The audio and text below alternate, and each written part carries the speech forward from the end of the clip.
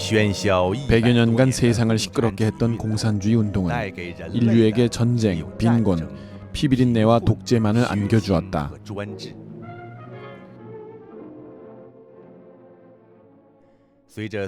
소련과 동유럽 공산당이 붕괴됨에 따라 사람을 해쳐온 이 황당한 드라마는 지난 세기 말 드디어 종결 단계로 들어갔다. 일반 인민에서부터 공산당 총서기에 이르기까지 이제 더 이상 공산주의의 허튼 소리를 믿는 사람은 없다.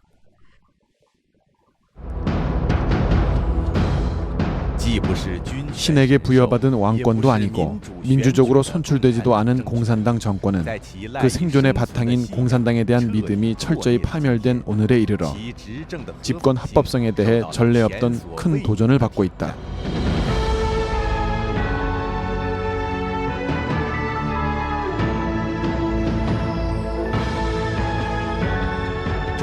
중국 공산당은 역사의 흐름에 따라 자동적으로 역사의 무대에서 퇴출당하지 않기 위해 지난 몇십 년간의 정치 운동에서 쌓아온 모든 사악을 집대성한 각종 방법을 동원했다.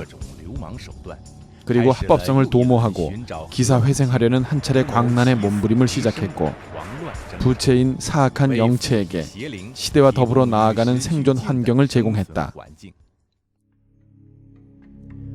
중국 민족의 장기적인 안정을 위하고 또한 중국이 하루빨리 공산당이 없는 시대로 진입하여 중국 민족의 휘황한 역사를 재현하기 위해서는 오늘의 역사에서 공산당이 저질러온 악랄한 짓과 또한 그것의 사악한 본질이 무엇인지 명백히 인식하는 것이 아주 중요한 문제로 대두되었다.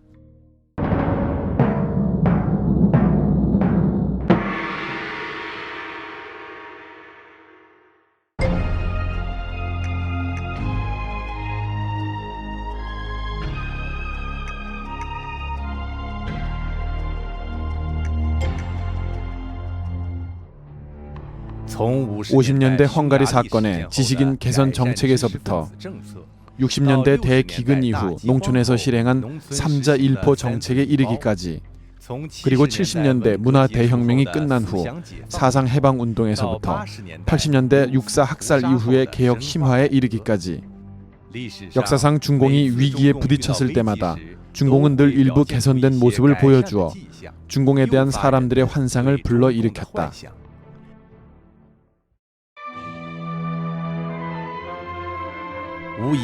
그러나 단 한 번의 예외도 없이 이런 환상은 모두 파멸로 끝났다.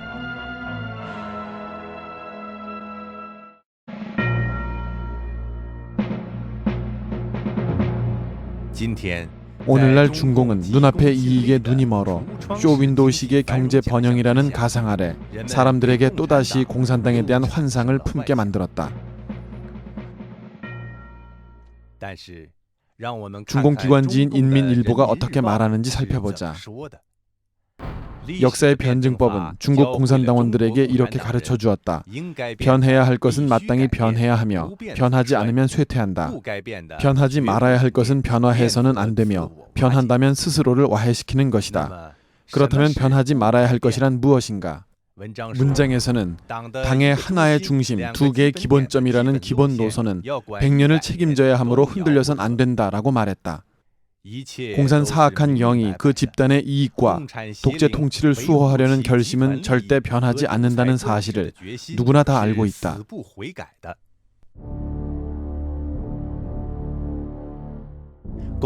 그러나 공산당 자신의 이익과 국가와 민족의 이익 사이에는 근본적인 충돌이 있기에 이런 번영이 오래 지속되는 것은 불가능하다.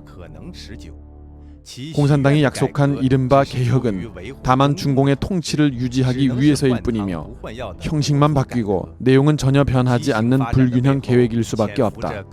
기형적인 발전의 배후에는 더욱 큰 사회 위기가 잠복해 있다. 위기가 일단 폭발하면 국가와 민족은 또다시 거대한 충격을 받게 될 것이다. 공산당은 세계 모든 곳에서 실패했으며 그것은 공산주의의 정해진 운명이다. 그러나 사물은 죽느냐 사느냐의 갈림길에 놓여 있을수록 더욱더 죽지 않으려고 몸부림치는 파괴적인 성격을 지니고 있다.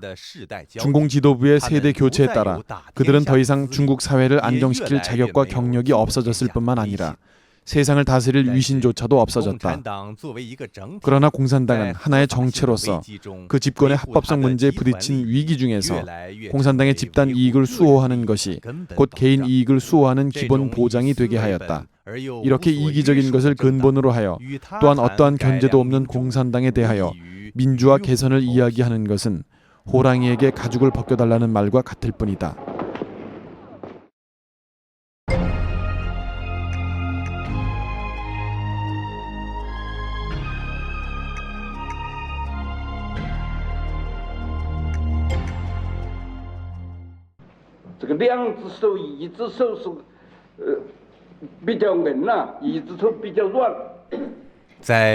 육사 천안문 학살 이후 개최되었던 중공 정치국회에서 덩샤오핑이 제창한 1년 1경 양손 정책은 바로 공산당에게 있는 유연함과 강경함의 두 가지 재주이다. 유연한 재주로는 선전, 통일전선, 이간질, 간첩, 모반, 획책, 양다리 걸치고 표리부동하기, 사람들 마음을 파고들기, 세뇌, 유언비어 날조하여 사기치기, 진상은폐, 심리전, 공포분위기 만들기, 공포증, 건망증 등인데 이런 부드러운 재주는 인간성을 말살시킬 수 있고 악한 일면을 이끌어낸다. 강경한 재주로는 무장투쟁, 탄압, 정치적인 캠페인, 살인하여 입봉하기, 납치, 자신과 다른 목소리 내는 사람 제거하기, 공포 분위기를 조성할 수 있도록 보장하기. 실제 조작 중에서 공산당은 항상 유연함과 강경함을 동시에 구사하여 수시로 느슨히 하거나 쪼이기도 하고 겉으로는 느슨히 하고 안으로는 쪼이며 한편으로는 풀어놓고 다른 한편에서는 압박하여 뱀이 굴 안에서 나오도록 한다. 연안 정풍에 참가하여 박해당한 경험이 있는 노 간부의 기억에 의하면 그 당시 끌려나와 자백을 강요받을 때 극도의 압력하에서 자신의 양심을 팔고 거짓말을 할 수밖에 없었다고 한다. 연루된 동지에게 미안하여 스스로 죽어버리고 싶었다. 마침 책상 위에 총 한 자루가 놓여 있어 자신의 머리를 겨냥하고 방화쇠를 당겼는데 탄알이 없다는 것을 알았다. 이때 그의 심사를 책임진 간부가 들어오면서 잘못을 했으면 승인하면 된다라고 했다. 이런 식으로 당은 그가 극한에 달하여 당에 충성한다는 사실을 확인하고 나서야 고비를 넘기게 했다. 당의 정책은 관대하다고 말한다. 당은 항상 이처럼 당신을 죽을 지경에 몰아넣고 당신이 겪는 고통과 설욕을 실컷 구경하다가 당신이 극도의 고통 속에 있을 때 친절하게 당신에게 죽는 것보다 못한 한 갈래 길을 친절하게 남겨주어 당신의 목숨을 살려주는 감지덕지한 은인으로 된다. 현대의학의 연구 보고에 따르면 공포스러운 고도의 압력과 격리된 환경에서 수많은 피해자들은 가해자에게 일종의 기형적인 의존심이 생긴다고 한다. 가해자의 감정을 자신의 정서로 전이시키며 일단 가해자가 작은 혜택이라도 주면 감격하여 눈물을 흘리며 심지어 애정을 갖게 되는 현상마저 일어난다는 것이다. 사실 중공은 일찍이 바로 이런 심리적인 현상을 적이나 인민에 대한 정신 통제와 사상 개조에 이용했다. 마지막 황제 푸이는 감옥에 갇힌 채 다른 사람들이 끊임없이 살해당하는 것을 보면서 자신도 처형될 것이라고 여겼다. 목숨을 부지하기 위해 그는 능동적으로 협조했고 스스로를 세뇌시켰다. 그는 나중에 나의 전반생이란 책을 써냈는데 이것은 중공이 성공적으로 사상 개조를 진행한 모범이 되었다.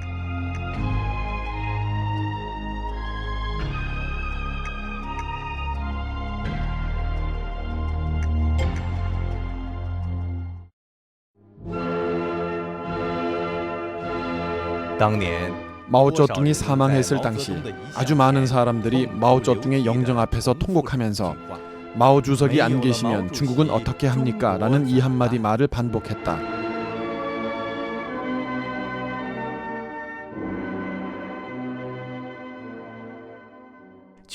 풍자적으로 말하자면 20여 년이 지난 오늘날의 세계에서 공산당이 쇠퇴로 나아가고 있고 공산당의 집권이 합법적인가 하는 문제를 담론할 때면 중공의 새로운 매스컴들 역시 마찬가지로 사람들에게 공산당이 없으면 그럼 중국은 어떻게 하는가라는 우려를 갖게 한다. 사실상 사악한 영의 기생체인 중공은 몇십 년 이래 천변만화하는 비열한 수단에 의지하여 이미 공산당의 사악한 요소를 국민들의 생활 모든 곳에 주입시켰다. 우리의 문화와 사고방식, 심지어 중공을 판단하는 기준까지도 중공의 낙인이 찍혀 모두가 중공의 그런 것들로 되어버렸다. 만약 과거에 주입식으로 사람의 사상을 통제했다고 한다면 지금은 중공이 수확을 거둘 때이다. 왜냐하면 그런 주입된 것이 소화되어 이미 사람들 자신의 세포로 변했기 때문에 사람들은 스스로 중공의 추리에 따라 사고하며 중공의 각도에서 사실의 옳고 그름을 논하기 때문이다.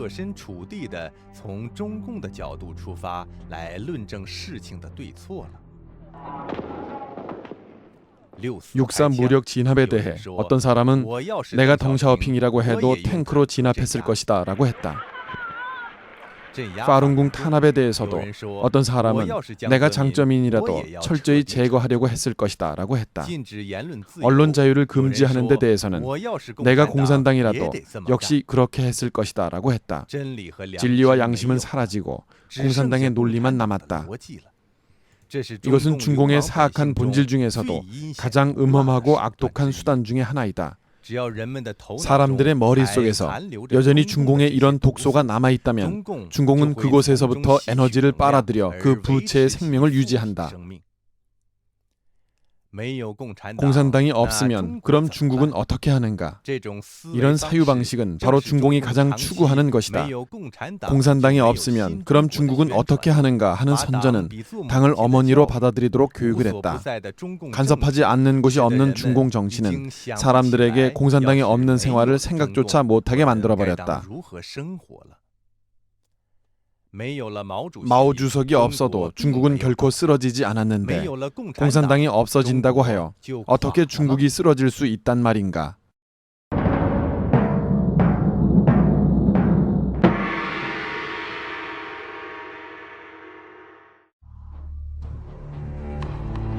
중공이 스스로 인정하는 합법성은 바로 지난 20년간의 경제 발전이다. 역사를 돌이켜보면 중국 농촌의 개혁은 안후이 일주 농민들의 자발 행동에서 시작되었고 도시개혁은 기업 간부의 느슨하게 해달라는 요구에서 비롯된 것이다.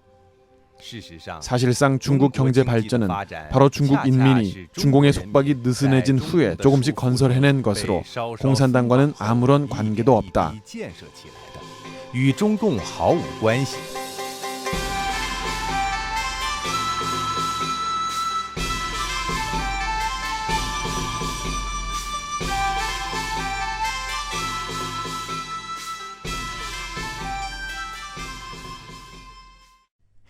중국의 관리 체계는 두 가지가 있다.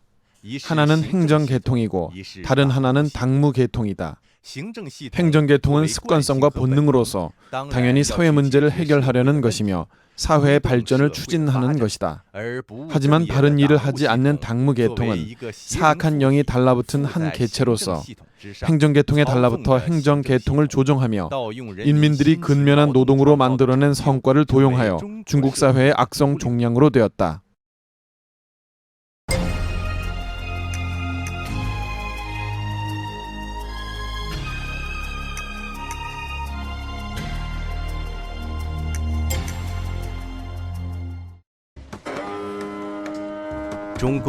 중공은 오히려 모든 좋은 일을 자신의 공로라고 선전하면서 또 인민들에게 감지덕지할 것을 요구한다.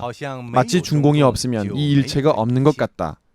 여러분이 알다시피 공산당이 없는 다른 많은 나라들은 일찍이 중국보다 더 좋은 일체가 있었다.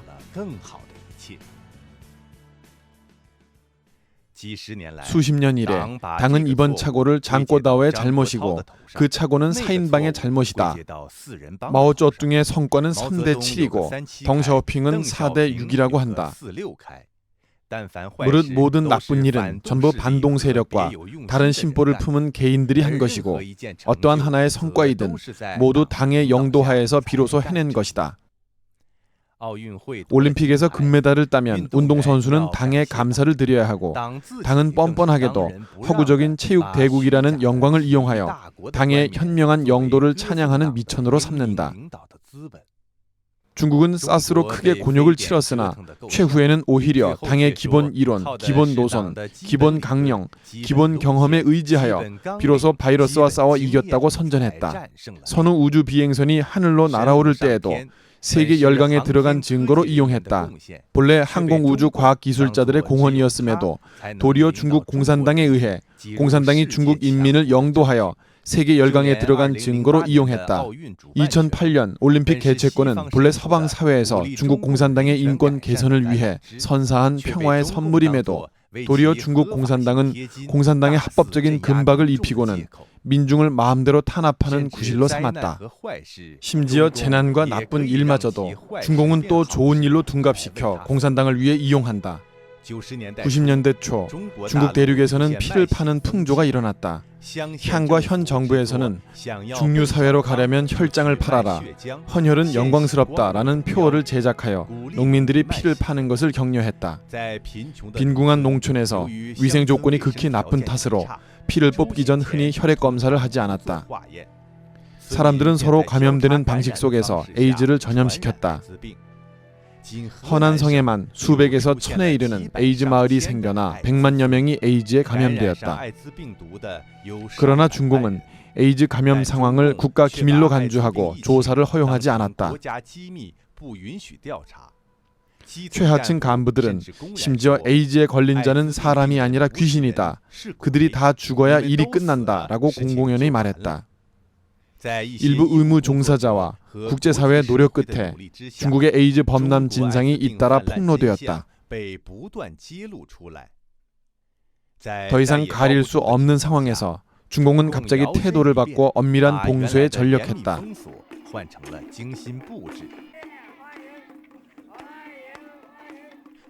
유명한 연예인으로부터 당 총서기의 선전 공세를 통해 죄악의 마수인 중공은 즉시로 환자의 복음, 에이즈의 정복자, 인류 질병의 도전자로 변장했다. 사람의 목숨과 관련된 큰일 앞에서도 중공이 생각한 것은 다만 그것을 이용하여 자신을 치장하는 것이었다. 이러한 행위에 대해 파렴치하다라는 단어만으로 중공의 면모를 다 형용할 수는 없는 것이다.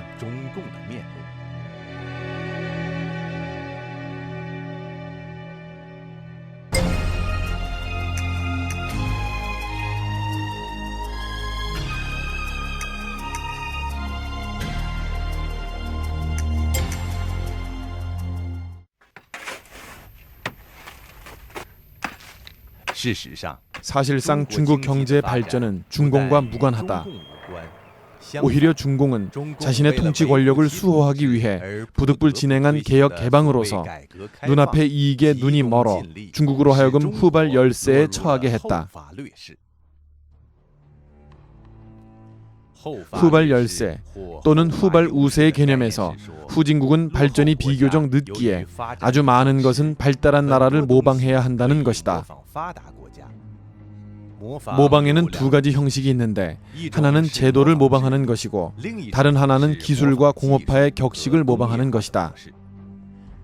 제도를 모방하는 것은 비교적 어려운데 그 이유는 제도 개혁은 금방 얻을 수 있는 일부 이익에 저촉되기 때문이다. 때문에 낙후한 국가들은 기술 모방에 치우치는 경향이 있다. 그러나 기술 모방은 비록 짧은 시간에 발전 효과를 볼 수는 있으나 장기적인 발전에 있어서는 오히려 많은 후환을 남기며 심기어 장기 발전에 실패하게 된다. 중공은 마침 이런 후발 열세라는 실패의 길을 걷고 있다. 최근 20여년간 기술 모방을 통해 일부 가시적인 성과를 얻긴 했지만 중공은 이런 성과를 국민들에게 자신의 집권이 합법적임을 증명하는 미천으로 삼았다. 이로써 중공은 자신의 이익에는 위험한 정치체제 개혁으로부터 더 한층 멀어져 갔고 오히려 민족의 장기적인 발전 이익을 희생하는 것을 서슴지 않았다. 공산주의를 포기한 후에 러시아와 비교해보자. 경제개혁과 정치개혁을 동시에 진행하여 비록 단기간에 고통을 겪긴 했지만 러시아는 쾌속 성장의 길에 올랐다. 1999년부터 2003년 사이 러시아의 GDP는 총 29.9% 증가했고 주민생활 수준도 현저히 제고되었다. 러시아는 전 세계 투자 유치 국가 순위에서 2002년 17위에서 2003년에는 8위로 상승하여 처음으로 세계에서 가장 인기 있는 10대 투자국의 반열에 올랐다.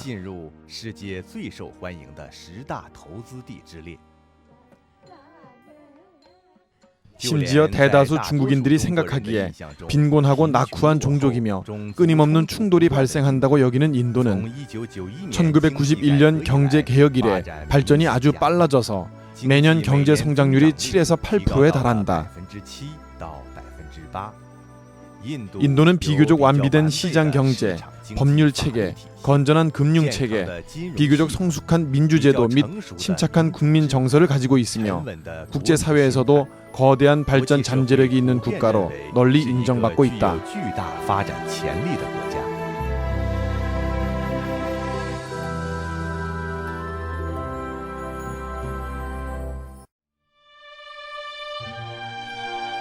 반대로 중공은 경제 개혁만 하고 정치 개혁을 하지 않아 단기적인 경제 번영이라는 가상 아래 제도의 진화라는 자연스러운 선택을 방해했다. 이런 종류의 반쪽 개혁은 중국 사회를 더욱 기형적으로 만들었으며 사회 모순을 더욱 첨예하게 했다. 인민들이 오늘 얻은 발전은 어떠한 제도적 보장도 받을 수 없다. 더욱이 중공의 특권 계층은 국유 재산을 사유화하는 과정에서 권력을 이용해 개인의 주머니를 채웠다.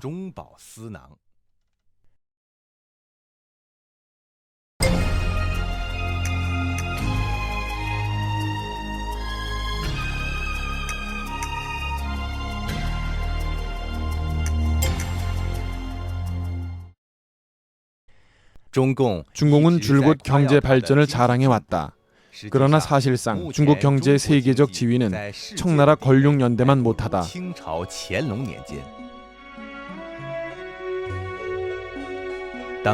권룡 시기 중국의 GDP는 전 세계의 51%를 차지했으며 민국 초기에는 중국의 GDP가 전 세계 27%를 차지했고 민국 11년에도 여전히 12%에 달했다. 그러나 중공 정권이 들어설 때 중국의 GDP는 전 세계의 5.7%였으며 2003년에는 4%에도 미치지 못한다.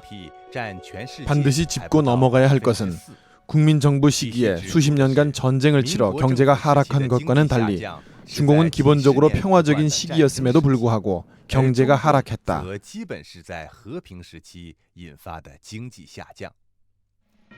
이뿐만이 아니다. 중공의 이 20여 년간의 고속 경제 성장은 상당 부분 자원을 착취하는 과도한 소모 내지는 낭비의 기초 위에 건립되었으며 심지어 낭비의 기초 위에서 항상 환경 파괴를 대가로 치러야 했다.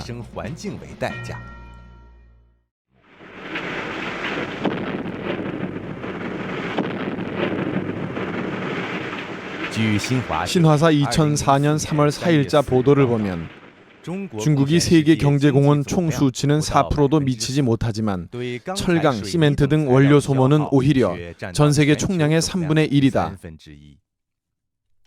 중국의 GDP 수치는 상당 부분 후손들의 기회를 희생시켜가면서 얻어낸 것이다.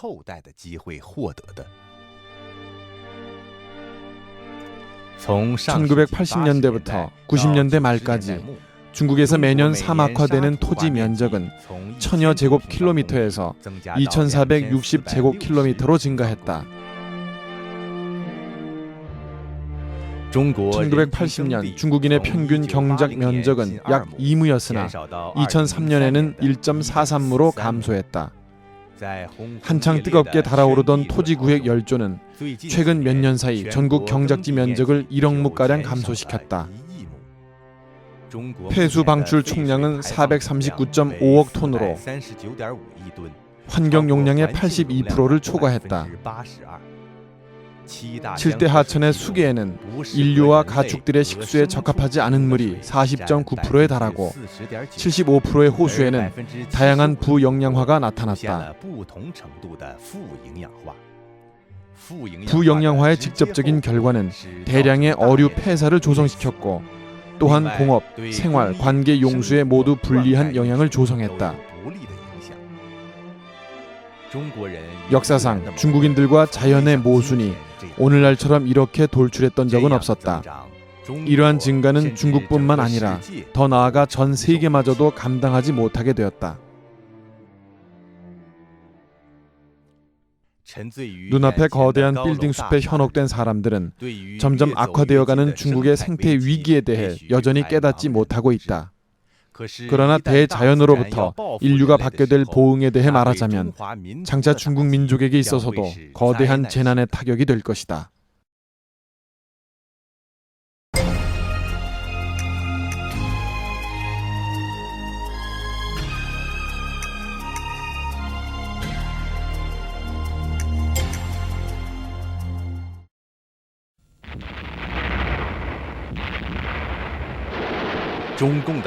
중공의 천하는 농민에 의해 일구어낸 것이다. 특히 공산당이 정권을 잡기 이전 지배지역인 노구 백성들은 중공을 위하여 모든 것을 바쳤다. 그러나 중공이 정권을 찬탈한 후에 농민은 오히려 심한 차별을 받았다. 중국 공산당은 집권 이후 극히 불공정한 호적 제도를 제정했다. 강제로 농업 인구와 비농업 인구를 구분하여 한 국가에서 임의로 양극 분열과 대립을 만들어냈다. 농민은 의료보험도 없고 실업 구제도 없으며 퇴직이 없고 대출도 할 수 없다. 그들은 중국에서 가장 빈곤한 계급이지만 오히려 각종 세금이 가장 무거운 계급이다. 공동적립금, 공공기금, 행정관리비용, 교육비, 가족계획 비용, 민병 설립 및 훈련 비용, 향촌 도로 건설 비용과 군복무 대체비를 모두 지불해야 한다. 그 외에도 공용 양식을 바쳐야 하고 농업세, 토지세, 특산세, 도축세 등등을 내야 한다. 아울러 각종 명목으로 할당하는 세금은 그 종류가 다양하다. 반면 비농업 인구는 이 모든 세금을 부담하지 않는다. 스촨 동부의 한 벌목장에서는 상급기관에서는 50만 위안을 지급하여 나무를 심고 숲을 조성하게 했다. 그러나 벌목장 책임자는 먼저 20만 위안을 자기가 착복하고 나머지 30만 위안만 도급을 맡겼다. 이런 식으로 한층 한층 잘려나가 나중에는 실제 숲을 만든 현지 농민들에게는 얼마 남지 않은 돈을 나누어 주었다. 정부는 농민들이 돈이 적다는 이유로 나무를 심지 않을 것을 걱정하지도 않는다. 그들이 너무나 가난하기 때문에 더 싸다 해도 농민들이 반드시 할 것임을 알고 있기 때문이다.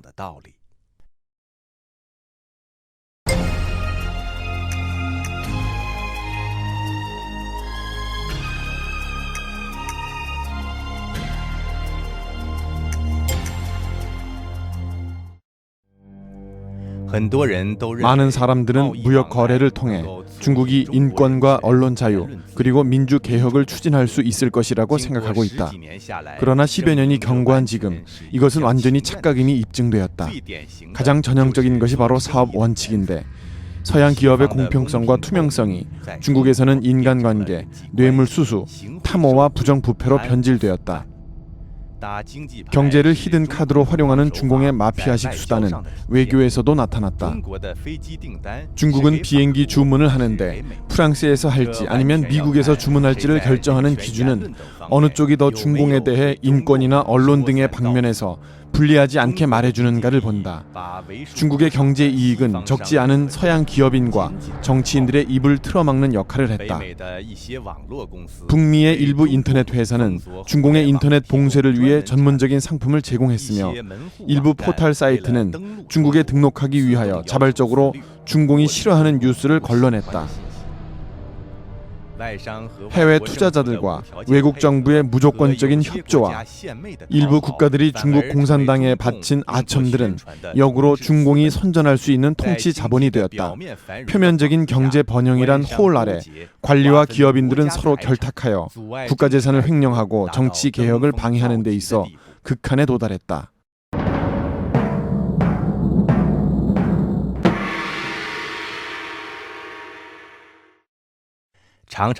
사람들이 늘 이런 말을 하는 것을 들을 수 있다. 중공이 과거에 거짓말을 수없이 많이 했지만 이번만은 그가 한 말이 진짜이다. 아이러니한 것은 만약 세월을 거꾸로 되돌려 본다면 중국 공산당이 역사적으로 수많은 중대한 착오를 범했을 때에도 사람들은 모두 이렇게 말했다는 점이다. 이것이 바로 중국 공산당이 몇십 년 동안 연마해온 인민을 기만하는 능력이다.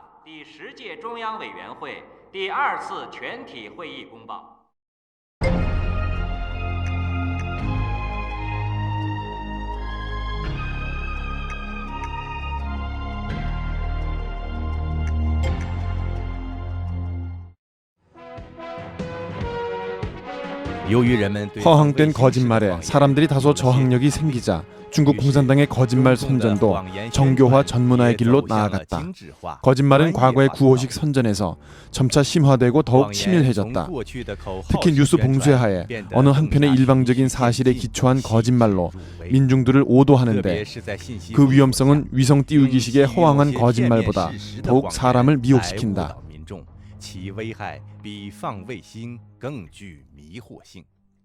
2003년 4월 초 중앙 CCTV 방송에서 발표했던 사스에 관한 뉴스 보도들이다. 在中国中国人民的包括广东人民的生活生产的秩序是正常的。 당시 대륙의 사스가 유행하던 기간에 외부 세계에서는 보편적으로 중국 공산당이 전염병 상황을 은폐하고 있다고 의심했으나 중국 공산당은 계속 부인했다. 하지만 중공의 보도에서 시청자들은 알게 되었다. 사스가 나타나자마자 중앙에서 지방까지 전문가들이 즉시 진료에 임하고 치료하여 환자들은 이미 건강을 회복하여 퇴원했다. 일부 몰지각한 사람들이 물건을 사재기 하는 등의 부음을 일으켰지만 정부에서는 즉시 유언비어를 제거하고 헛소문을 차단시켜 인민의 생활 안정을 보장했다. 외국의 극소수 반중국 세력이 근거 없이 중국 정부가 사실을 은폐했다고 의심했다. 그러나 절대다수 국가와 국민들은 그들을 믿지 않았으며 광저우 교류회는 지금까지 가장 많은 기업이 참가한 성공적인 대회였다. 외국 여행객들도 중국 여행이 안전함을 입증했으며 특히 세계보건기구 전문가들은 중국 공산당이 잘 협조하고 적절히 조치하여 문제가 없다고 서면으로 보고했다. 또 전문가들이 광둥에 가서 공개적으로 관찰할 수 있는 허가를 받았다. 이런 여론 분위기 속에서 모든 소행은 아주 투명한 것 같았고 중국 공산당은 인민의 건강에 대해 절대적인 책임을 지고 있는데 어떻게 사실을 은폐할 수 있겠는가라고 생각했다. 그러나 4월 20일 공무원 신문 판공실에서는 기자회견을 열고 중국의 사스가 전면적으로 발생했음을 선포했고 전염병 상황을 줄곧 은폐해왔다고 승인했다.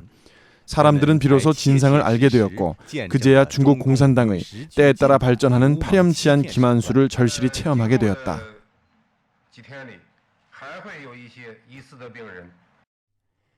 타이완 대선에 즈음하여 중국 공산당은 또 이렇게 점차적으로 심화하면서 간절히 유도한다라는 방식으로 중국 인민들에게 암시했다. 즉 대만 총통선거로 자살률이 증가하고 주식시장이 붕괴되었으며 괴질이 증가하였고 사람들의 정신이 이상하게 되었으며 주민들이 해외로 이민을 가고 가족들이 서로 얼굴을 붉히며 생활이 소극적으로 변했고 시장이 한산해졌으며 거리는 혼란스럽고 분쟁과 항의 소동이 일어났고 총통부를 포위하고 천하가 크게 혼란함을 초래했다. 대륙 민중들에게 매일 이런 난잡한 뉴스 정보들을 주입하여 인민들로 하여금 스스로 이 모든 것은 모두 총통선거가 초래한 재앙이다. 우리는 절대 민주선거를 하지 말아야 한다라고 생각하도록 만들었다. 오늘날과 같은 인터넷 시대에 여러분이 만약 신화사 사이트나 혹은 인민일보 사이트를 읽어본다면 그곳에는 확실히 상당한 분량의 부정적 소식들이 있음을 발견할 수 있다. 그 이유는 첫째, 지금 사회적으로 나쁜 소식들이 워낙 많이 전파되고 있으며 업종 간의 경쟁이 치열하기에 보도하지 않을 수 없다. 둘째는 이렇게 보도하는 기점이 당의 이익에 부합되기 때문이다. 작은 욕이 큰 도움을 준다는 말이 있듯이 나쁜 일의 원인을 모두 어느 한 사람의 탓으로 돌리고 공산당과는 상관이 없다고 주장한다. 아울러 해결 방법의 대다수는 당의 영도에 의지해야 한다라는 말로 끝낸다. 중국 공산당은 어떤 소식은 보도해야 하고 어떤 소식은 보도하지 말아야 하는지, 어느 정도까지 보도할지, 대륙 매스컴에서 보도할 것인지 아니면 해외에 매수한 친중공 매스컴에서 보도할 것인지 어떻게든 나쁜 소식을 활용하여 민심을 응집시키는 좋은 결과를 얻을지에 대해 움직이는 것은 이미 최고의 경지에 이르렀다. 수많은 중국 대륙의 젊은이들은 현재 중국 공산당의 언론이 무척 자유롭다고 여기고 있으며 중국 공산당에 대한 사랑과 희망으로 충만되어 있다. 바로 중국 공산당의 이런 정교하고 영악한 매스컴 계략의 희생양이 된 것이다. 더 심한 것은 중국 공산당은 사회를 엉망으로 망쳐놓고도 적당하게 나쁜 소식을 보도함으로써 거꾸로 인민들에게 오로지 중국 공산당의 강한 권력에 의지해야만 전체적인 통제를 할 수 있다고 위협하며 사람들에게 중국 공산당을 옹호하는 외에 다른 출로가 없다고 협박한다는 사실이다. 현장 취재의 텔레비전 뉴스에서부터 다채로운 갈라에 이르기까지 심금을 울리는 역사 드라마에서 다양하게 변하는 생방송 논평에 이르기까지 과거 20여 년간 세뇌 선전으로 사람을 속이는 중국 공산당의 재간은 더욱 정교해지고 치밀하게 변했다. 중국 공산당이 사람을 기만하는 파렴치한 수법은 속임을 당하는 사람 스스로 진심으로 중국 공산당의 거짓말을 믿게 만들며 또한 자신이 진상을 알고 있다고 느끼도록 한다. 더욱 심한 것은 매체 자유를 엄밀히 통제하는 중공은 오히려 해외 지역과 국가의 언론 자유를 이용하여 조직, 문화와 매체 등 면에서 깊게 침투하여 중공의 선전 기지를 대륙에서부터 세계 각지로 뻗어나가게 했다. 中央电视台第4套节目在台湾落地播出已经有10年的历史，多年来在台湾的有线电视全天候同步播出。现在我们就请各位观赏从北京收到的国际新闻。 중공의 CCTV는 매일 24시간 미국에서 방송할 수 있고 인민일보는 미국에서 공개 발행되고 있다. 중문 채널 외에 채널이 있어 모든 시간에 해외와 서방 주류 사회에 중공의 정책 방침을 선전하고 통일 선전이란 연막탄을 뿌리고 있다. 수십 년 넘도록 귀국하여 정착하려던 일부 화교들은 수년간 인민일보 해외판 민족주의에 관한 선전을 보고 있었기에 국내 사람들보다도 더욱 당을 사랑한다. 하지만 해외의 매체는 대부분 중국 대륙에서 오락 프로그램만을 방송할 수 있다. 한편으로는 자신의 땅에서 민주 자유를 저주하고 또 다른 한편으로는 다른 사람의 땅에서 다른 사람의 민주 자유를 이용하고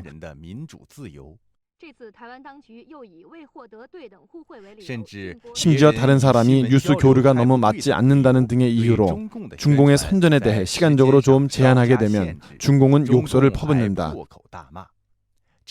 이것이 파렴치한 것이 아니고 무엇인가?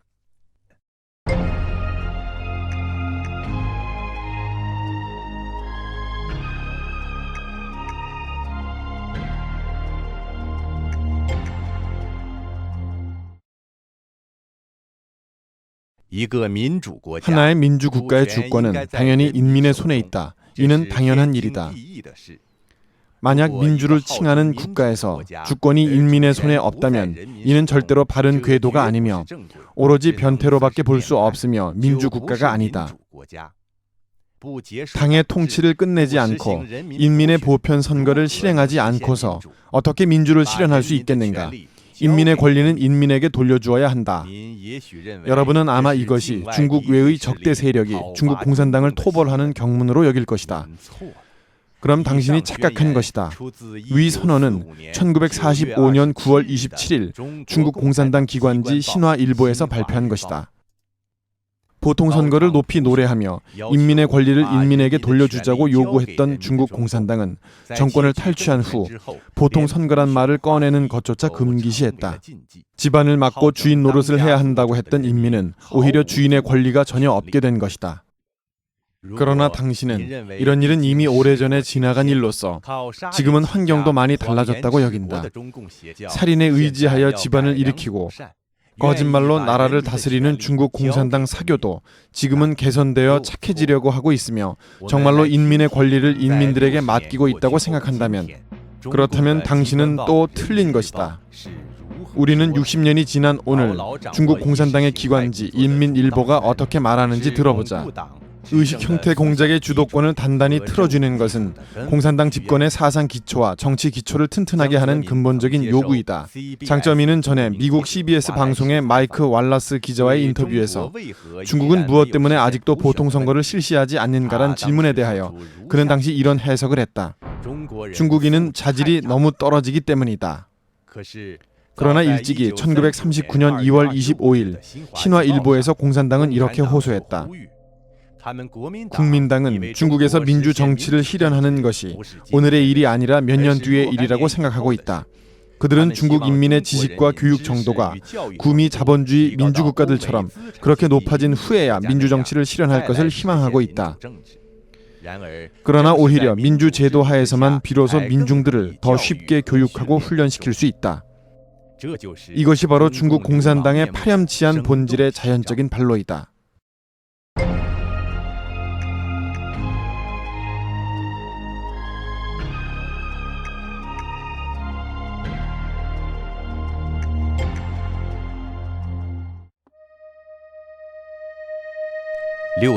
육사 이후 중국 공산당은 인권이라는 무거운 짐을 짊어지고 세계 무대로 돌아왔다. 역사는 중국 공산당에게 선택할 기회를 주었다. 첫 번째 길은 인민을 존중하는 것을 배워 진정으로 인권을 개선하는 것이고, 두 번째 길은 국내에서는 계속 인권을 탄압하고 해외에서는 인권을 위장하여 비난을 회피하는 것이다. 불행한 사실은 부도덕한 본성을 가진 중국 공산당은 아무런 주저 없이 두 번째 길을 선택했다는 것이다. 중국 공산당의 인권이 진보했다고 허풍을 치는 과학계 및 종교계 내부의 전문가를 포함한 어용 인재들을 배양해냈다. 사람들의 말할 권리, 사실을 알 권리 등 태어나면서 지니고 온 기본 인권을 대신하여 이치에도 맞지 않는 억지 주장인 생존권이라는 일련의 황당무계한 인권 오류를 만들어냈다. 즉 지금은 중국 인권이 가장 좋은 시기라며 허풍을 치고 있다. 그리고 끊임없이 인권을 가지고 장난을 치면서 중국 인민과 서방 국가들을 기만하고 있다. 중국 공산당 헌법 제35조에는 이렇게 규정하고 있다. 중국 인민공화국 국민은 언론, 출판, 집회, 결사, 시위의 자유가 있다. 하지만 파룬공 등 단체의 청원은 모두 위법으로 간주했다. 2004년 이후 일부 청원 단체들이 여러 차례 베이징에서 집회를 요구했지만 정부는 동의하지 않았을 뿐만 아니라 또한 신청한 사람을 체포했다. 중국 공산당 헌법이 확정한 홍콩에 대한 이른바 일국 양제는 50년간 불변한다고 하더니 불과 5년 만에 23조 악법을 만들어 양제를 공산주의라는 하나의 제도로 바꾸려고 했다. 현재 중국인의 언론은 겉보기엔 과거보다 많이 느슨해졌으며 인터넷의 출현으로 소식이 더욱 빨리 전파되고 있다. 때문에 중국 공산당은 언론이 자유롭다고 선전하고 있으며 또 많은 민중들도 이렇게 여기고 있다. 이것은 겉으로 드러난 가상에 불과하다. 사실은 중국 공산당이 인자하게 변한 것이 아니라 사회 발전과 기술의 진보를 당이 가로막을 수 없었기 때문이다. 중국 공산당이 인터넷에서 맡은 배역은 사이트 봉쇄, 여과, 감시, 통제, 처벌이며 이는 완전히 시대의 흐름을 거스르는 것이다.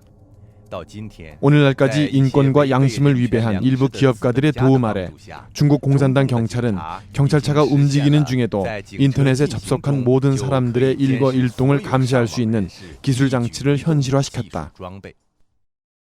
사실상 중국에서 가장 큰 인권 박해자는 바로 공산당 자신이며 전 총석이 장쩌민, 전 정법위원회 서기 루어간, 공안부장 저윤캉과 공안부 부부장 류징 등이기 때문이다.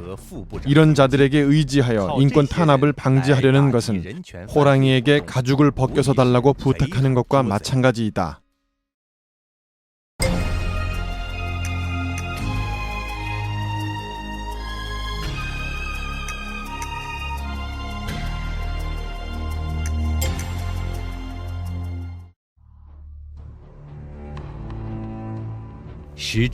오늘날까지 중국 공산당은 특권 집단으로서의 사익을 수호하기 위해 한편으로는 가면을 벗고 노동자, 농민, 민중들을 철저히 짓밟았고 다른 한편으로는 인권 탄압이 국제사회에 더 많이 폭로될수록 법치, 위민, 개혁 등 신조어를 이용하여 사람을 혼란시키는 기만술과 권모술수 또한 함께 발전시켜왔다.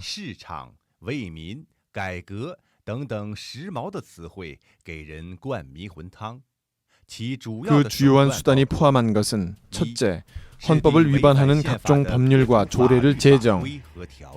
이런 것들이 이른바 법률 근거로서 법을 집행하는 각급 인원들에게 전달되어 인민군중들이 박해를 반대하고 자유를 얻고 인권을 수호하려는 각종 노력을 엄중 공격하도록 고무한다. 둘째, 비정치적인 문제를 정치적인 수단으로 해결. 일반적인 사회 문제를 당과 권력을 다투는 군중, 당과 나라를 망하게 한다. 혼란을 야기, 적대 세력이라는 등으로 비약시켜 비정치적인 문제를 정치적으로 만든 후에 정치운동의 선전 방식으로 사람들에게 증오를 선동한다. 셋째, 정치적인 문제를 비정치적인 수단으로 해결. 일부 민주운동 인사나 자유지식인에 대해 중국 공산당의 최근 공격수법은 바로 성매매, 탈세 등 다른 죄를 추궁하여 감옥에 보내는 것이다. 이는 사람들의 이목에서 벗어나고 외부 비판을 피하면서도 이런 부도덕한 죄목을 이용하여 피해 당사자에게 큰 타격을 입힌다.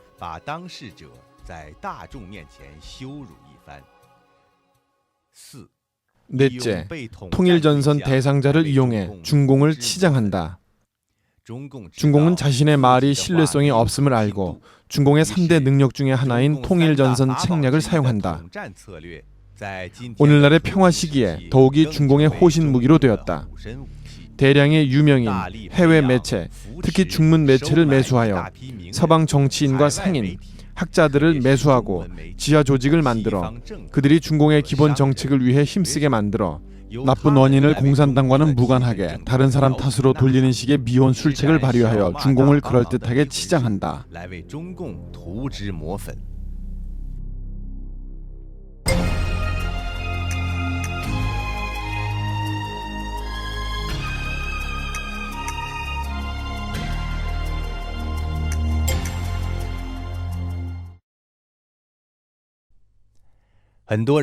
수많은 사람들은 중공의 파렴치한 행위를 잘 알고 있고 반감을 가지며 공산주의 그한 시스템이 사람을 다루고 속이는 것을 싫어했다. 하지만 중공은 국민들로 하여금 중공의 정치운동과 그것이 야기한 동란을 두려워하게 했고 중국이 어지러워질까 두려워하게 만들었다. 일단 중공이 동란이란 명의로 국민을 위협할 때면 사람들은 중공의 막대한 권력 앞에서 속수무책으로 중공의 통치를 묵인할 수밖에 없다. 사실상 중국의 가장 큰 불안정 요소는 누구인가? 바로 폭력 정치를 전문으로 일삼는 중국 공산당이다. 수백만의 군대와 무장 경찰을 소유한 중공이야말로 중국의 진정한 동란 근원이다. 국민들은 동란을 일으킬 이유가 없으며 자격은 더구나 없다. 역사 흐름을 거스르는 중공만이 초목을 모두 병사로 보면서 국가를 동란으로 몰고 갔다. 안정은 일체를 압도한다. 일체 불안정한 요소를 싹부터 소멸하라는 구호는 중공이 인민을 탄압하는 이론 기초이다. 동란을 일으킨 중공은 역으로 동란으로 인민들을 위협하는 파렴치한 행위를 시작부터 저질렀다. 육사 문제에서 그런 대학살로 죽어간 생명들에 대하여 중국 공산당과 그 동반자들은 살인죄를 인정할 것인가 여부는 검토하지도 않고 대신 사회에 질문을 던져 국민 스스로 탄압하는 것이 좋은가 아니면 내전을 일으키게 하는 것이 좋은가를 택일하게 했는데 이는 무엇을 설명하는가? 다만 이 파렴치한 수치를 설명할 뿐이다.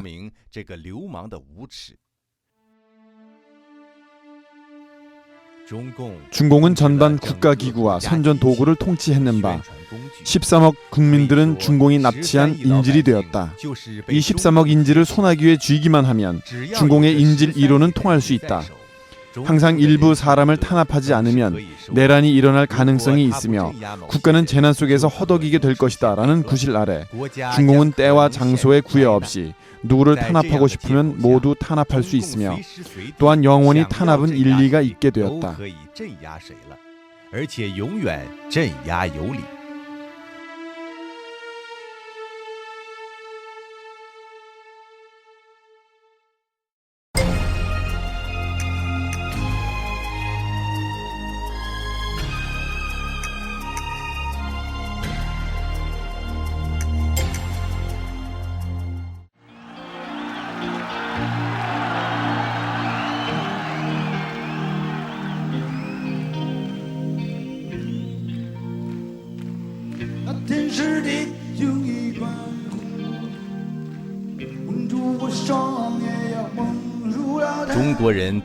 중국인들은 보편적으로 지금은 과거보다 자유가 많아졌다고 느끼며 이를 통해 중국 공산당의 개선 전망에 희망이 가득하다고 느낀다. 사실 중국 국민들이 선사받은 자유의 정도는 중국 공산당의 위기감과 밀접한 관계가 있다.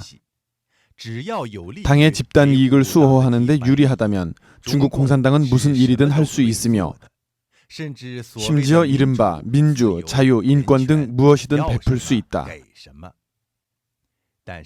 그러나 공산당 통치 하에서 은혜를 베풀듯이 얻은 자유는 법적 보장이 없다. 이 자유는 중국 공산당이 국제적인 큰 흐름 하에서 인민들을 마비시켜 통제하기 위한 도구에 불과하다. 근본적으로 자유는 중국 공산당의 독재 이익과 조화를 이룰 수 없는 충돌성을 가지고 있다. 일단 이 충돌이 격화되어 중국 공산당이 용인하는 정도를 벗어날 때면 중국 공산당은 순식간에 일체 자유를 거두어들일 것이다. 중국 공산당 역사상 언론이 상대적으로 자유로웠던 시기가 몇 차례 있었지만 나중에는 더 엄격히 관리하는 시기로 들어갔다. 이런 식으로 계속 반복했는데 이것은 바로 중국 공산당의 파렴치한 본성의 표현이다. 그러므로 만약 중국 공산당이 인권 개선의 의지를 보였다고 하여 중국 공산당이 환골 탈퇴했다고 여긴다면 큰일이다. 중국 공산당은 원래 국민당을 타도하는 투쟁에서 민주투사의 면모를 나타냈었다. 중국 공산당의 파렴치한 본성은 중국 공산당의 일체 서약이 모두 믿을 수 없는 것임을 결정했다.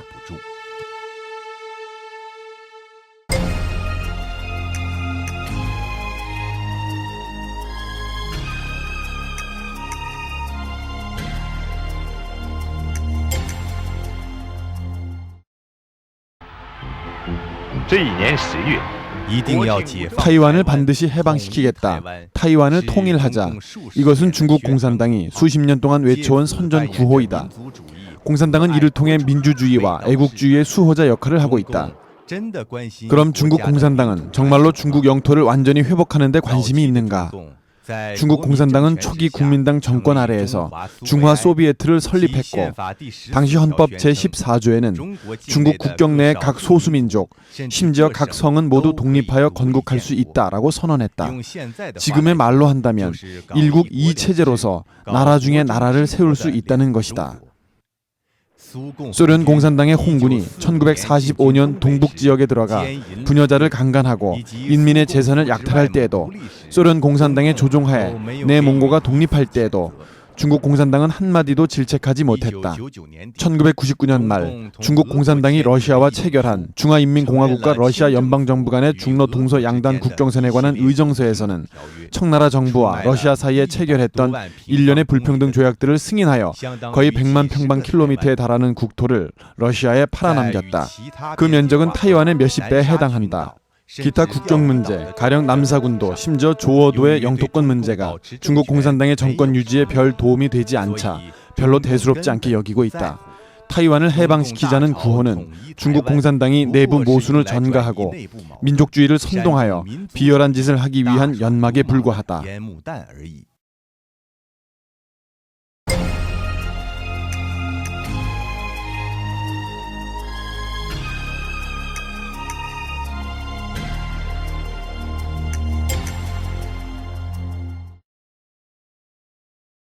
President. What will you take to that office thinking is the single 정부는 항상 감독이 필요하다. 민주국가에서는 분권적 사회제도와 언론의 자유 그 자체가 아주 좋은 감독기구이며 종교 신앙은 사람들로 하여금 도덕적인 자기 단속을 하도록 해준다. 하지만 공산당이 선전하는 무신론은 신성이 그것을 제약하는 아무런 도덕적 구속이 없으며 또 공산당이 실행하는 독재 제도는 정치적인 법률 구속이 더욱 없다. 그러므로 중국 공산당이 망나니 짓을 하게 되면 곧바로 무법천지이다. 그렇다면 중국 공산당은 인민들에게 어떻게 자신을 감독한다고 설명하는가? 바로 자아라는 것이다. 이것은 중공이 수십 년간 인민들을 기만한 입버릇 같은 말이다. 초기의 자아 비판에서부터 나중에 나온 자아 감독과 당의 지도를 자아를 완벽하게 하는 것이라고 하는 것에서부터 최근에 자율적으로 당의 집권 능력을 강화한다는 것에 이르기까지 중국 공산당이 강조하는 것은 모두 공산당은 자아를 개선하는 강력한 능력이 있다는 것이다. 사실상 도덕과 법률의 구속이 없는 자아 개선은 전통적인 말로 한다면 자심생마이다. 물론 중앙기율검사위원회, 신방판 등 사람을 미혹시키는 꽃병과 같은 장식용 기구들을 만들었지만 이는 단지 중국 공산당이 외부 감독을 거절하고 공산당 이외의 정치 활동을 금하는 당금, 일종 보도 금지 조치인 보금 등 개방을 금지하는 구실이자 정치 깡패들이 집단 이익과 집권 합법성을 수호하기 위해 인민을 기만하는 허울에 불과하다.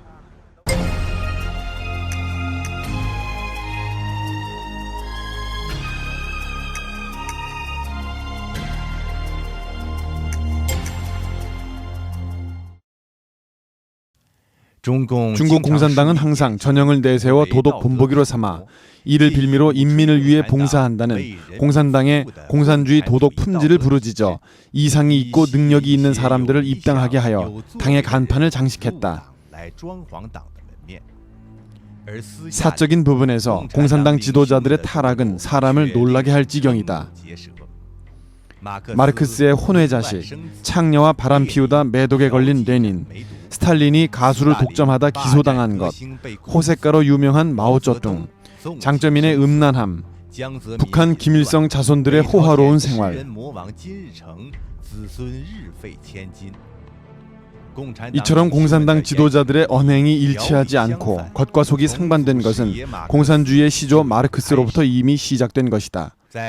중국 관료 사회의 정치 투쟁 중 부패로 낙마한 고위 관리들이 낮에는 회의에서 청년 봉사를 크게 떠들다가 밤이면 탐호하고 뇌물을 수수하며 짐승 같은 짓을 했다는 것이다.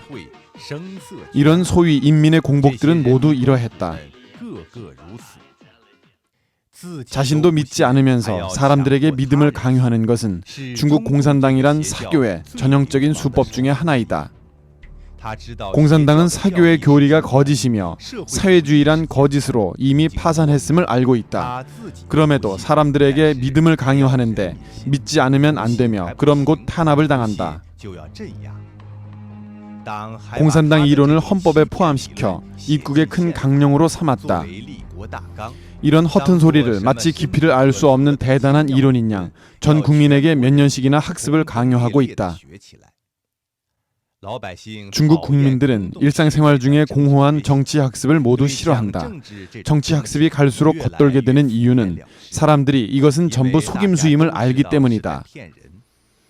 위에서나 아래에서 마음속으로 모두 달갑게 여기지 않으나 이것을 공개적으로 밝히는 사람은 없다. 이러한 현상을 사람들은 진지한 연극이라고 말한다. 연극이 은연중에 십몇억 중국인들의 습관이 되어 일종의 당문화 현상으로 되었을 때 전반 사회는 거짓, 과장, 공허 현상과 신뢰의 위기를 초래했다. 역사상 공산당원 중에는 나라와 걱정을 걱정하는 정의지사와 백성들을 위해 실질적인 일을 하기 좋아하는 청렴한 관리들이 적지 않았다. 하지만 중국 공산당이라는 이 기계 중에서 이런 관원들은 출로가 없었다. 그들은 늘 개인은 중앙에 복종해야 한다는 압력하에서 지탱하기 힘들었거나 또는 도태되었고 심지어 어쩔 수 없이 동료들과 어울려 나쁜 짓을 해야 했다.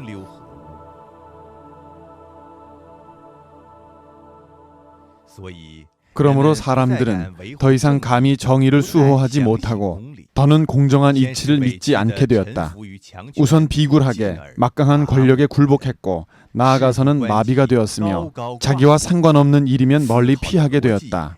사고방식도 자각적으로 막강한 권력에 순종하게 되었다. 이것이 바로 중국 공산당 범죄 집단의 마피아 근성이다.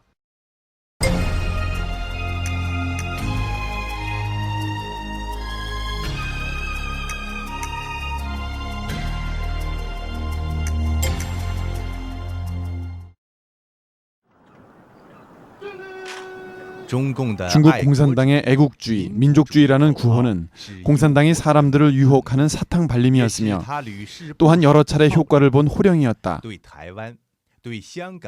타이완, 홍콩이나 파룬궁, 그리고 중국과 미국의 전투기 충돌 사건에 대하여 중국인들의 복종이 필요한 큰 사건이 발생하면 모두 애국주의, 민족주의라는 방식과 고압 테러와 단체 세뇌 방법으로 중국 인민들을 일종의 전쟁 상태로 이끈다.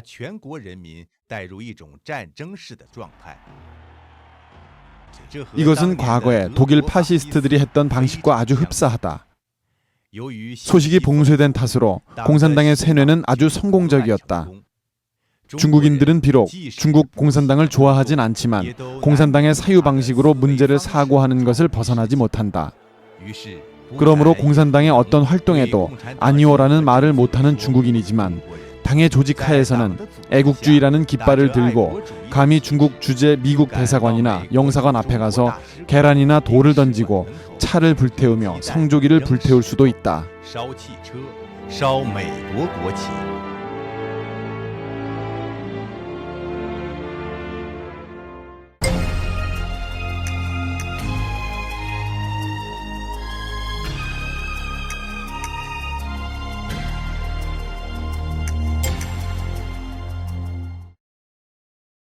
10年文化大革命，10年灾难。党和国家要走出 중국 공산당이 늘 인민들에게 경고하는 한마디 말 중에 망당 망국이란 말이 있다. 여기에서 보듯이 당이 나라보다 앞선다. 처음 나라를 세울 때의 방침도 공산당이 없으면 신중국이 없다는 것이었다. 인민들이 어릴 때부터 받는 교육도 공산당의 말을 들어라, 공산당의 착한 아이가 되자이다. 부르는 노래도 나는 당을 어머니로 여긴다. 당, 친애하는 어머니, 당의 은혜는 바다보다 깊다 등이다. 행동 지침은 당이 어디를 가리키면 어디라도 가서 싸운다. 정부에서 재난을 구해주면 인민들은 당과 정부에 감사드린다라고 하는데 항상 당이 먼저이고 정부는 나중이다.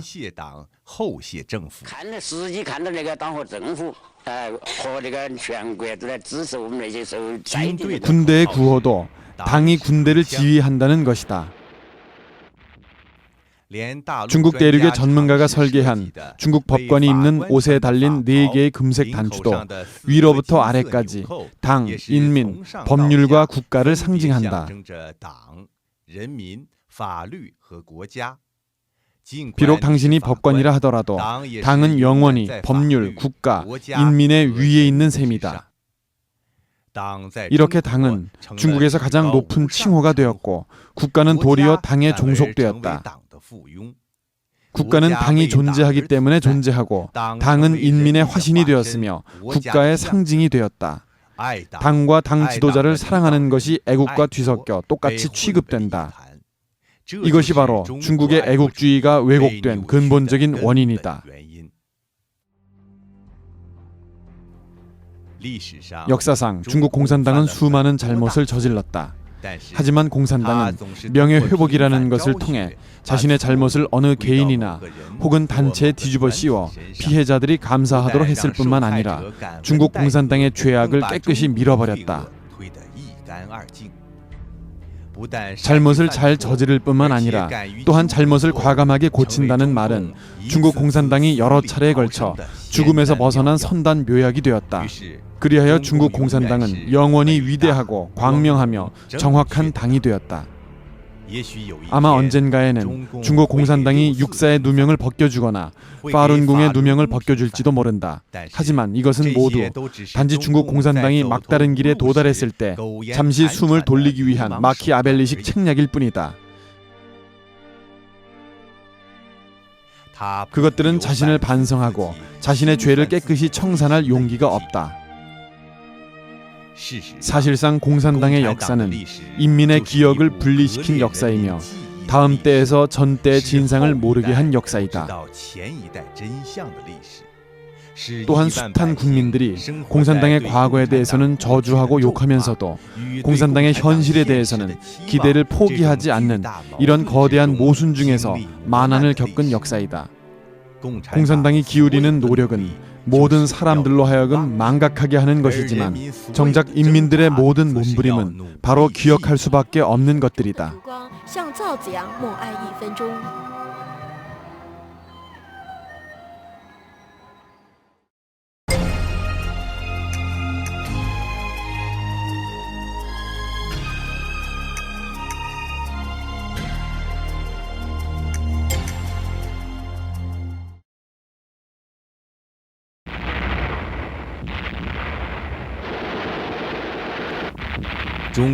중국 공산당은 항상 그들이 중국 혁명 중에서 거둔 성공을 마르크스 레닌주의와 중국 혁명의 구체적인 실천과 결합으로 돌린다. 특수성을 남용하는 것은 중국 공산당의 일관된 수법이고 뒤집기를 끊임없이 하는 폭력 정책의 이론적인 뒷받침이다. 아울러 중국 공산당은 인류 문화 중 그 어떠한 개념이든 내포를 바꾸고 더 나아가 이런 변이된 개념을 사용하여 모든 사람을 비판하고 독재 정치를 실시했다. 중국 특색이란 말은 중국 공산당의 치부를 가리는 천조각이다. 그리하여 혁명의 명분으로 지주와 자본가를 소멸했던 공산당은 오늘날 그 자신이 자본가로 되었다.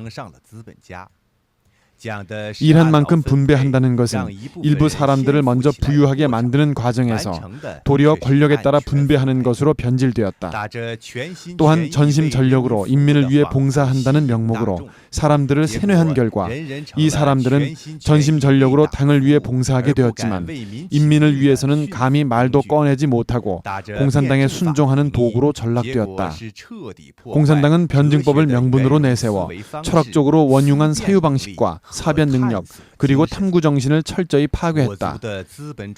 절름발이 자본주의는 중국 특색의 사회주의로 변했고 실업은 이를 기다린다는 뜻의 말장난 같은 배업으로 변했으며 해고는 잠시 쉰다는 하강으로 변했고 빈곤은 사회주의 초급 단계로 변했으며 언론과 신앙 자유의 인권은 중국 특색의 생존권으로 변했다.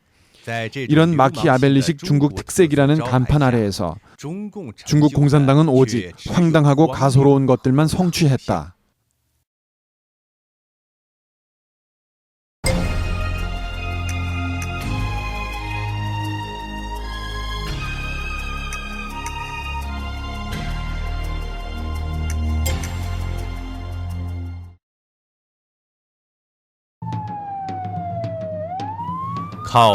망나니 수단으로 집권한 중국 공산당은 본질적으로 보면 그 생존 환경으로서 부패한 사회가 필요했다.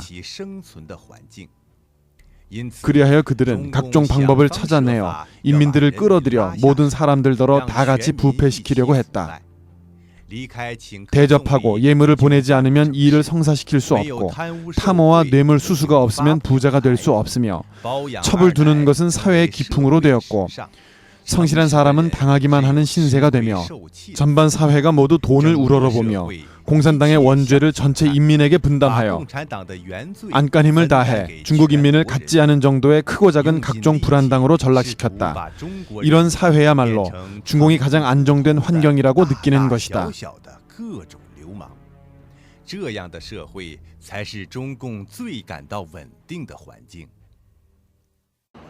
1990년대 초 중국에서는 한마디 말이 유행하기 시작했다.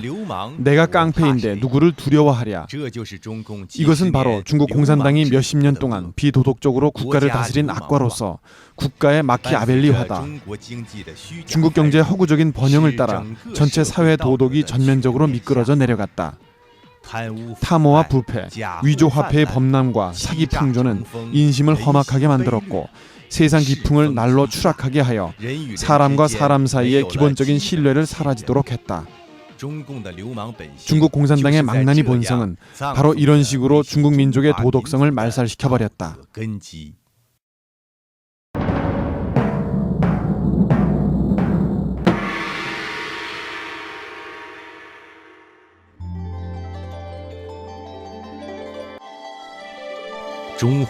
중화민족은 중공이 없는 상황에서 이미 5,000년의 문명 역사를 지나왔다.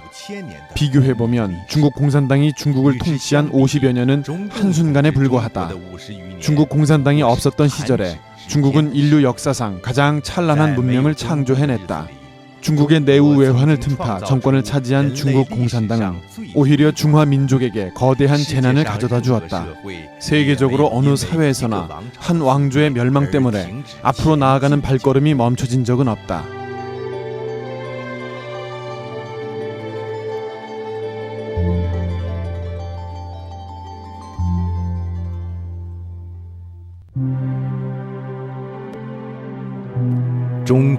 중국의 미래는 어떻게 될 것인가? 중국은 어디를 향해 나아갈 것인가? 이런 심각한 문제는 복잡하고 어려워서 간단하게 대답하기는 쉽지 않다. 하지만 한 가지만은 분명하다.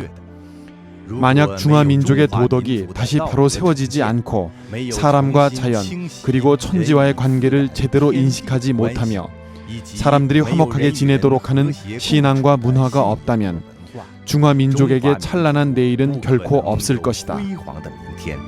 他就运用了一种蒙、骗、压这三管齐下。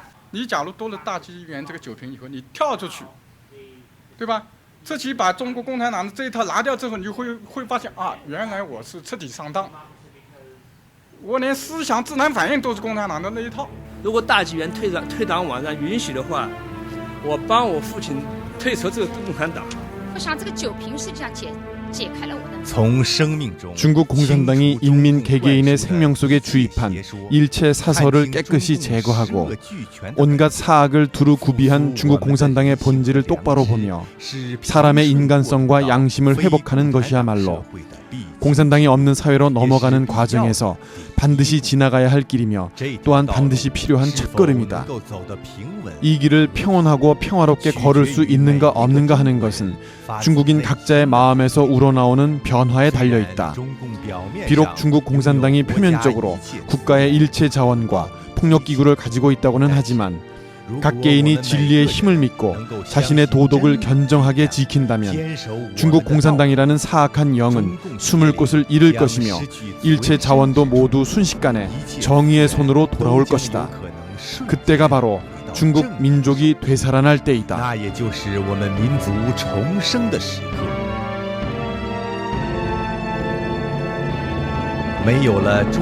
중국 공산당이 없어져야만 비로소 새로운 중국이 있을 수 있다. 중국 공산당이 없어져야만 중국에는 비로소 희망이 있다. 중국 공산당이 없어져야만 정의롭고 선량한 중국 인민들은 반드시 찬란한 역사를 다시 만들 수 있을 것이다.